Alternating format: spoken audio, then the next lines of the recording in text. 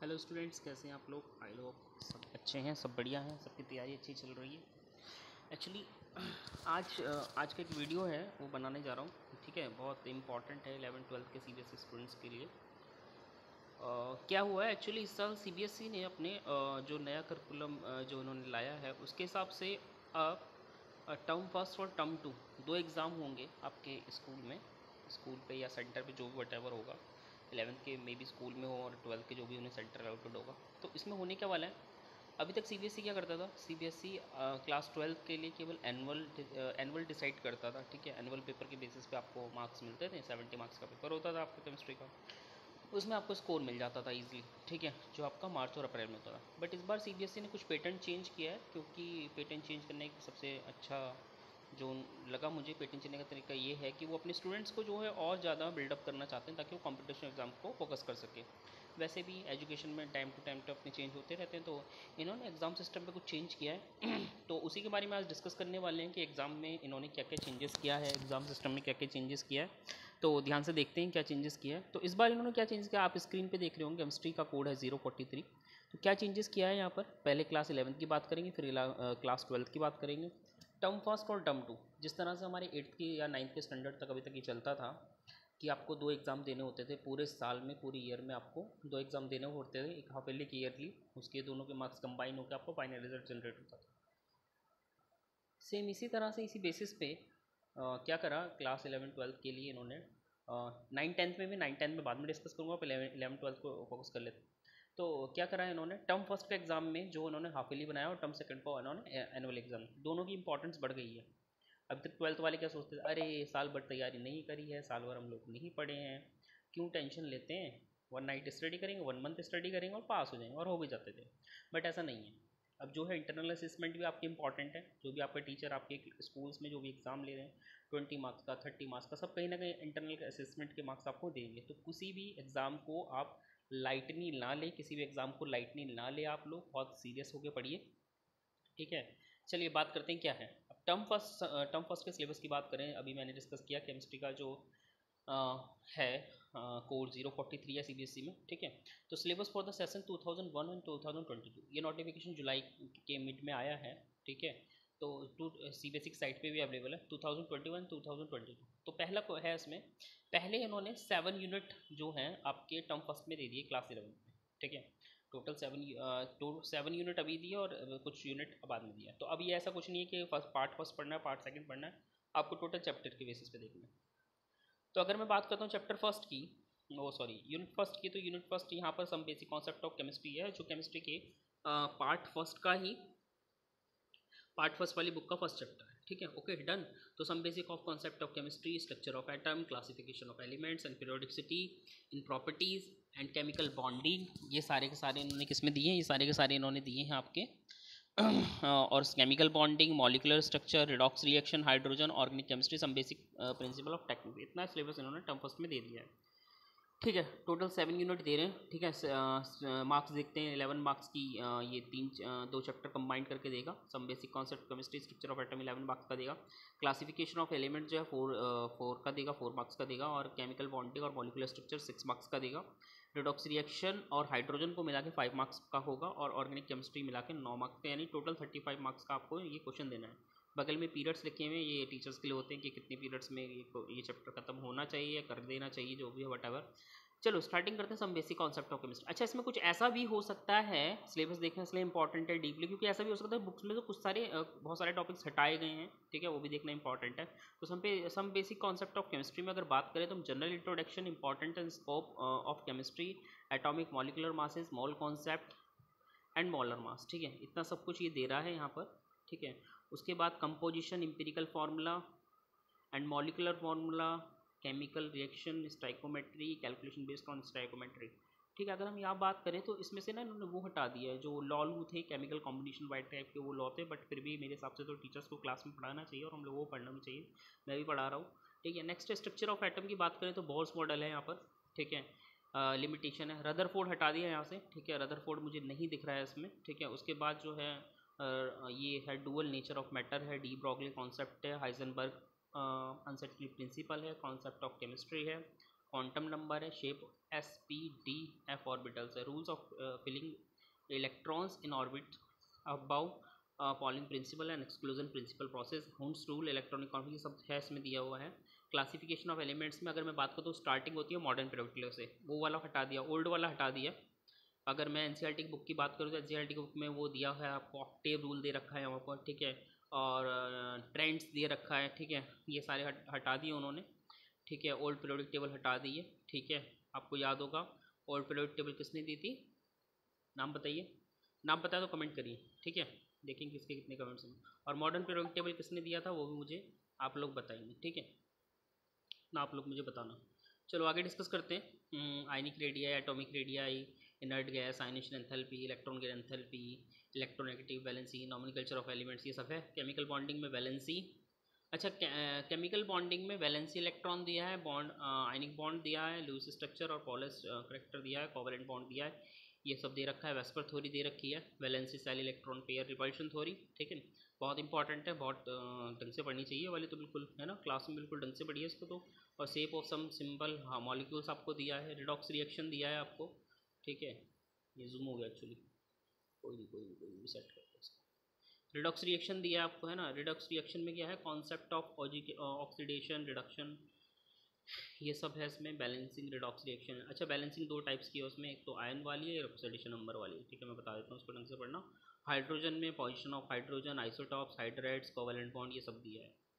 Organic chemistry, अच्छा मैं बात करूँ बुक्स की, चलो बुक्स की बात कर लेते हैं। रिडॉक्स रिएक्शन और हाइड्रोजन और ऑर्गेनिक केमिस्ट्री, क्योंकि पार्ट फर्स्ट खोल के बैठे देख रहे होंगे कहाँ कहाँ है। तो ये रिडॉक्स रिएक्शन है, हाइड्रोजन और ऑर्गेनिक केमिस्ट्री, ये किस में, ये सेकंड वाली बुक में, ठीक है, ये दोनों चैप्टर आपके सेकंड वाली बुक में, पार्ट सेकंड में, ठीक है। चलो अब प्रैक्टिकल्स की बात हो जाए। जी हाँ, अब जिस तरह से थ्योरी को 70 मार्क्स की थ्योरी को इन्होंने 35 में डिस्ट्रीब्यूट कर दिया, दो एग्जाम में डिवाइड कर दिया, उसी तरह से आपके 30 मार्क्स के प्रैक्टिकल जो फाइनल में होता था, ठीक है, 30 मार्क्स का प्रैक्टिकल वन टाइम होता था।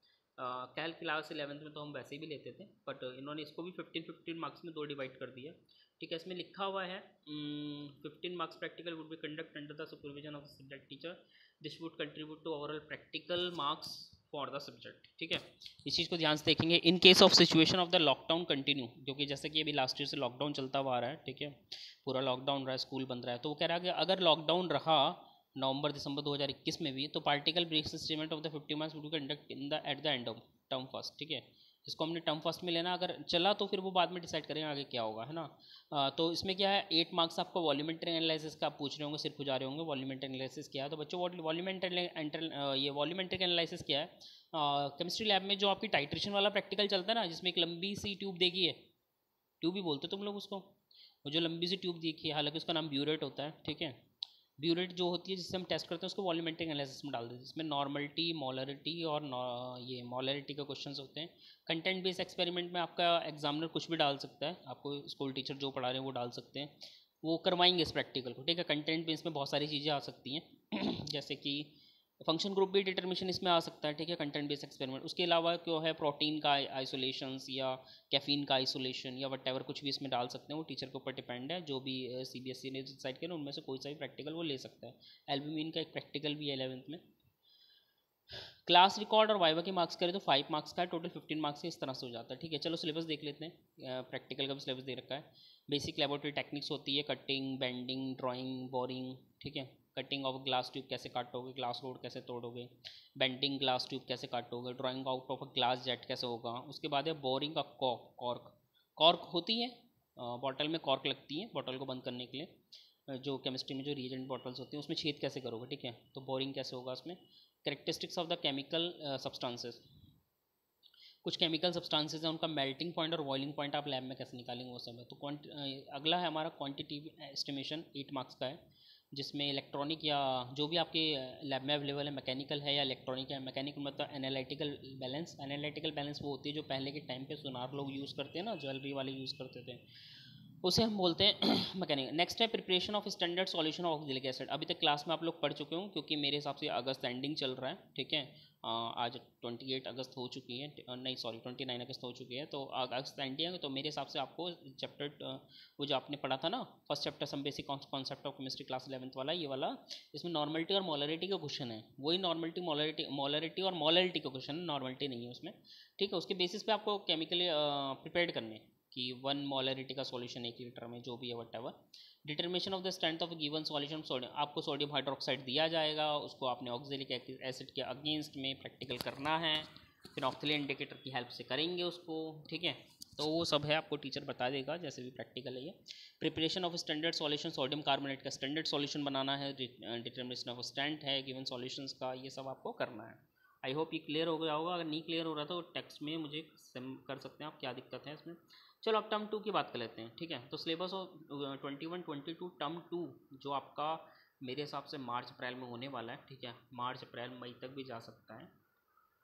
अच्छा एक क्वेश्चन और है बच्चों, अब आप कहेंगे सर ये क्या हो रखा है, 7 उधर 6 उधर, तो उसमें क्या है बच्चे, एक्चुअली टर्म सेकंड में ना आपको बहुत कम समय मिलेगा पढ़ने के लिए। आप खुद देखो ना, जनवरी फरवरी मार्च एंडिंग में पेपर स्टार्ट, तो 6 यूनिट करना मुश्किल है। सो हो जाएगी, वैसे टीचर्स करवा लेंगे इसको, कोई टेंशन वाली बात नहीं है। तो इसमें सबसे पहले जो आ रही है स्टेट्स ऑफ मैटर आ रहा है, ठीक है। स्टेट्स ऑफ मैटर और केमिकल थर्मोडाइनमिक्स मिलकर टोटल 15 नंबर, एक और इक्विलिब्रियम, 3 मिलकर 15 नंबर का पेपर बनाएंगी। सो ये जो स्टेट्स ऑफ मैटर है कौन सी बुक का है, पार्ट फर्स्ट का है।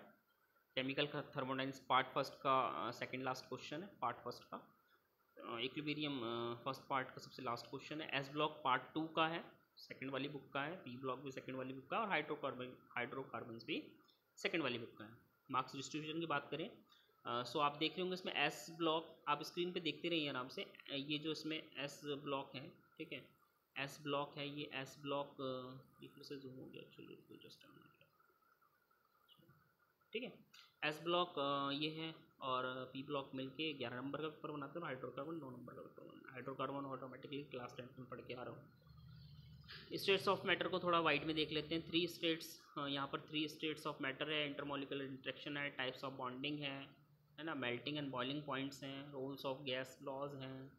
गैस लॉज में आपके बॉयस है, चार्ल्स है, गेलॉस्के है, आवोगाद्रो है, आइडल बिहेवियर है, एम्पिरिकल डेविएशन है, आवोगाद्रो लॉ है, ये सब डिटेल में पढ़ेंगे, बीच बीच में वीडियो भी डालूंगा इसकी। Next chemical thermodynamics, it is very important. देखो केमिकल थर्मोडाइनमिक्स आपके नीट और जी के हिसाब से बहुत इंपॉर्टेंट है चैप्टर, बहुत हैवी चैप्टर है। स्टार्टिंग में तो दिमाग के ऊपर से जाएगा, पर एक दो बारी पढ़ोगे तो आराम से दिमाग के अंदर एंटर हो जाता है ये, ठीक है। किसी को देख के डर जाते हो आप लोग, है ना। तो केमिकल थर्मोडाइनमिक्स क्या है, concept of the system, the types of the system. इसमें 3 सिस्टम पढ़ेंगे आप, open system, close system, isolated system. Surrounding work, heat energy, extensive and intensive properties इसका डिस्कस करेंगे। फर्स्ट लॉ ऑफ थर्मोडाइनमिक्स पढ़ेंगे, internal energy पढ़ेंगे, ठीक है। Delta, ये जो यहाँ पर क्वेश्चन मार्क दिख रहा है ना, ये CBSE ने जरा कोई बात नहीं, गलतियाँ सबसे हो जाती है। क्वेश्चन मार्क दिख रहा है ना, इस पर कन्फ्यूज़ मत हो ना, क्वेश्चन मार्क की जगह डेल्टा आएगा। अब पूछोगे सर डेल्टा का सिंबल कैसा होता है, पूछोगे ना, अरे पूछ लो, चलो कोई बात नहीं। डेल्टा का सिंबल बच्चों ट्रायंगल शेप का होता है, ठीक है। जिस तरह से हम ट्रायंगल में छोटा सा ट्रायंगल बना के यहाँ रख दो, डेल्टा का मतलब होता है उसका। तो डेल्टा U या डेल्टा H आ सकता है, हिस लॉ आ सकता है, ठीक है, हीट सबमिशन आ सकता है, कंबंशन, फॉर्मेशन, एटोमेशन, सब्लिमेशन, इसकी सबकी क्या आएगी, आपकी रिएक्शंस आ सकती हैं, ठीक है। और स्पॉन्टेनियस ये सब आएगा। थर्ड लॉ ऑफ थर्मोडाइनमिक्स भी आएगा, इंट्रोडक्शन भी। Equilibrium chapter, that is a very important chapter, बहुत टफ चैप्टर भी होता है, बच्चे बहुत डरते हैं इससे। फिजिकल केमिस्ट्री के अंडर में आता है, ठीक है। इक्विलिब्रियम पढ़ेंगे, फिजिकल और केमिकल प्रोसेस पढ़ेंगे, dynamic nature of the equilibrium पढ़ेंगे, law of mass action, equilibrium constant, factor affecting equilibrium, Le Chatelier principle, Lagrange equilibrium, ionisation of acid and base, ठीक है। Strong and weak electrolyte, degree of ionisation, ionisation of polybasic acids, ये सब आप पढ़ेंगे pH में, ठीक है। उसके बाद S block atoms, S block elements, sorry, S block elements वही है जो हम क्लास 10 में पीरियोडिक टेबल पढ़ के आ रहे हैं ना। स्टार्टिंग के जो 2 ग्रुप हैं, ग्रुप 1 एंड ग्रुप 2, वो एस ब्लॉक एलिमेंट्स काउंट होते हैं। एस ब्लॉक एलिमेंट्स में वो एलिमेंट जाते हैं जिनका last of the cells are enter in s orbital, ठीक है। तो इसमें आप ग्रुप फर्स्ट ग्रुप 2 पढ़ेंगे। Group first is the alkali metal, group 2 is the alkaline earth metal, ठीक है। Electronic configuration, occurrence, anomalous properties of the first element of each group and diagonal relationship, trends पढ़ेंगे, ठीक है। ये सारी चीज़ें आपको पढ़नी है इस चैप्टर में, ये टर्म सेकंड की बात हो रही है। पी ब्लॉक एलिमेंट्स पढ़ेंगे। पी ब्लॉक से एलिमेंट टोटल 13 से 18 होते हैं, 13, 14, 15, 16, 17, 18, बट आपको उसमें से केवल ग्रुप 13 और ग्रुप 14 की स्टडी नहीं करनी है, ठीक है। ग्रुप 13 और ग्रुप 14 की स्टडी आपको करना है इसमें, ठीक है। तो ग्रुप 13 और 14 आपको पढ़ना है, बाकी जो नेक्स्ट 15, 16, 17, 18 वो मिलेंगे आपको क्लास 12 में, इसको देख लेना आप, ठीक है। हाइड्रोकार्बन आपको पढ़ना है, क्लास 10 में थोड़ा सा पढ़ के आओ। एल्कीन जो है वो है ना, एल्काइन जो पढ़ा है वो हाइड्रोकार्बन के अंडर में आता है। कार्बन और हाइड्रोजन का एक कॉम्पैक्ट कंपाउंड बनता है, उसको हम बोलते हैं हाइड्रोकार्बन। सो इतना सिलेबस आपको करना है, ठीक है। और इसमें एल्कीन्स दिखा हुआ है, देखो एरोमेटिक हाइड्रोकार्बन दिखा हुआ है, ये अच्छे से करना, एरोमेटिसिटी अच्छे से पढ़ना, ठीक है। और प्रैक्टिकल फिर दोबारा वही 15 मार्क्स का प्रैक्टिकल फिर दोबारा आ जाएगा। तो वो कह रहे हैं in case the situation of lockdown continue beyond the December case practical basis and pen और पेपर 10 मार्क्स 5 मार्क्स। हाँ सुनो, 10 नंबर का पेपर ये इसलिए हो जाएगा, फिर ये रिटर्न में कन्वर्ट हो जाएगा, है ना। कंटेंट बेस्ड एक्सपेरिमेंट और रिटर्न में कन्वर्ट कर देंगे, क्योंकि लैब में ज़्यादा छुआ मतलब एक दूसरे की चीज़ों को ना छुए जिससे स्प्रेड हो कोई बीमारी, तो ऐसा कर सकते हैं टीचर अपने बेसिस पे। ये सारा है ना। इसमें दिया गया क्वांटिटेटिव एनालिसिस आपको करना है, पीबी, सीयू, एएस, ईएल इन सब का आइसोलेशन करना है, कैटायन एनायंस का, वो क्लास में आपको टीचर डिस्कस कर देंगे। Crystallisation of impure sample of any following एल्म तो जानते ही होंगे ना, फिटकरी, ठीक है। कॉपर सल्फेट, बेंजोइक एसिड, इन सब का आपको वो करना है, ठीक है, क्रिस्टलाइजेशन करना है। बाकी ये नीचे जो है इसमें कंफ्यूज नहीं होंगे, विजुअली हैंडीकैप्ड के लिए दे रखा है ये, ठीक है। विजुअली हैंडीकैप्ड के बच्चों के लिए अलग सिलेबस डिज़ाइन होता है, ठीक है, वो फ्लेक्सिबिलिटी के हिसाब से देख लेंगे। आगे जो है क्लास 12th का है, तो आई होप मैं इस वीडियो में केवल क्लास 11th का ही कवर कर पाऊँ, ठीक है। तो बच्चों आपको ईजिली समझ में आ रहा होगा, और जिन जिनको प्रॉब्लम है तो वो टेक्स्ट कर देना कि सर क्या चीज़ समझ में नहीं आ रही है। और एक और चीज़, एक इम्पॉर्टेंट थिंग ये है कि इसमें इसको आप इजीली पढ़ेंगे, ठीक है, अच्छे से पढ़ेंगे इसको, ठीक है। अपने टीचर्स को ज़्यादा परेशान नहीं करना है, क्लास वालों को, और जो कुछ है तो पूछना उनसे, कोई डाउट है, ठीक है, कॉपियाँ बना लेना। और बस इसको इतना ही कवर करते हैं, है ना। बाकी नेक्स्ट देखेंगे। हाँ, क्लास 12th की अभी दूसरी वीडियो बनाऊँ, क्लास 12th की मैं दूसरी वीडियो। और हाँ एक बात है, इसका जो लिंक है ना सिलेबस का, वो मैं आपको लिंक जो है फॉरवर्ड कर दूँगा, मेरे उसमें देख लेना, ठीक है। ओके, ठीक है, bye, love you, God bless you to all, thank you.